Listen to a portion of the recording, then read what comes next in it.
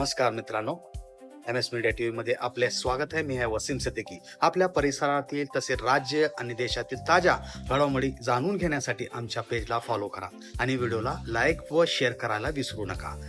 आता पाहूया आजची महत्वाची बातमी. महाराष्ट्रात यंदा मान्सूनची वाटचाल मंदावल्याचे चित्र दिसत आहे.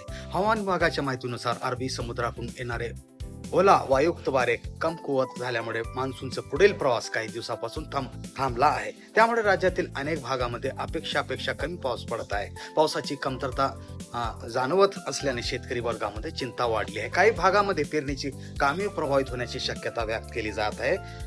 हवामान तज्ञांच्या मते पुढील काही दिवस पावसाचा जोर मर्यादित राहू शकतो. मात्र जूनच्या शेवटच्या आठवड्यात पावसाची तीव्रता वाढण्याची शक्यता वर्तवण्यात येत आहे. राज्यातील शेतकरी, व्यापारी आणि सर्वसामान्य नागरिकांचे लक्ष आता आगामी पावसाकडे लागले असून पुढील हवामान स्थिती काय राहणार याकडे सर्वांचे लक्ष आहे. अशाच ताज्या विश्वासार्ह आणि महत्वाच्या बातम्यांसाठी एम एस मीडिया टीव्हीला फॉलो करा, व्हिडिओला लाईक करा आणि आपल्या मित्रापर्यंत नक्की शेअर करा. जय हिंद, जय महाराष्ट्र.